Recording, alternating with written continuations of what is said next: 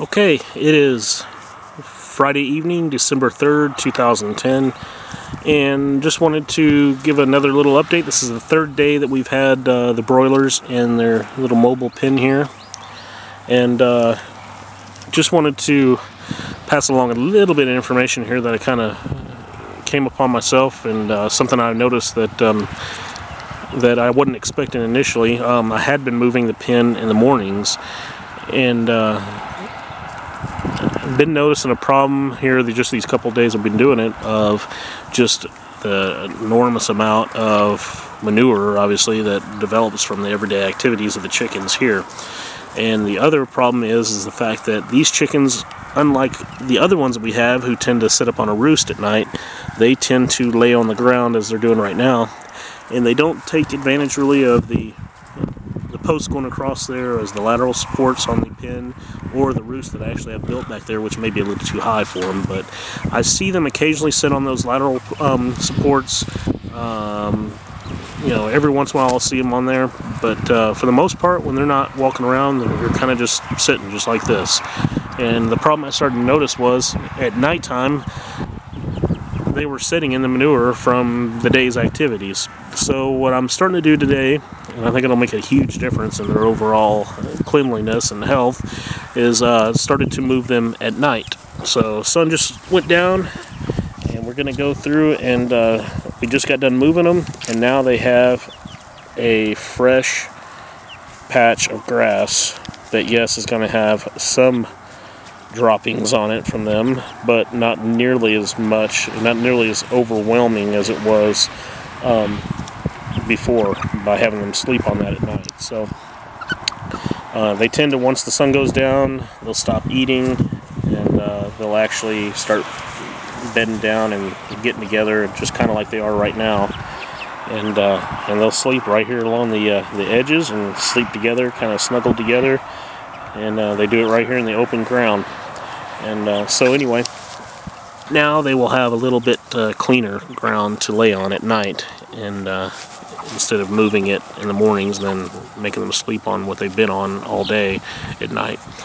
Another sad note today was the fact that I actually had to put one of these little ones down. We had one that was just not doing well. It had gotten so big that actually got to a point where it couldn't walk.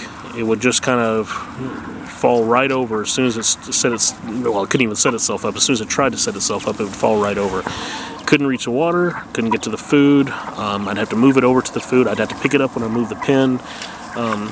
The bird would eat, and it would drink just fine. It just could not move itself, and that's an unfortunate circumstance with these chickens. It's pretty common in them. They get to a point where they grow so fast that they become lame. They just can't lift themselves, and they become very lethargic.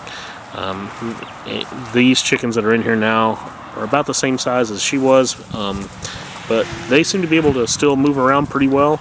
I don't feed these guys as much as they recommend. I also don't feed them as much protein as they recommend. I'm not here to sit here and grow a 7-pound bird. I just want something that's pretty decent for my family and I to be able to eat. And I also don't put lights in here at night for them to eat all night also, which is another thing they recommend. So it's not that I'm overfeeding them. I just think that this was just one that happened to be, you know, having an issue with being able to carry her weight. And so it didn't go, you know, it wasn't a complete and total loss, because we did process it completely just like you would any other chicken, and it's like a small Cornish hen right now in our fridge, and you know, so it won't be in vain, that's for sure. But I could not let her suffer like that. I will not ever have my animals in those conditions, and I will not ever let them get that way. I don't care if I have to have a Cornish hen every night for dinner.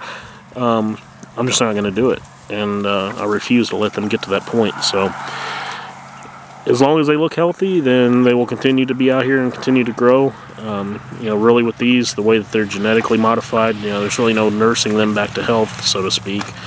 It's just, they're, you know, we've got about 8 weeks of life out of these, and there was no reason to let her suffer for the next 3 or 4 weeks. And that just isn't fair to her. So anyway, that was that negative side of the day.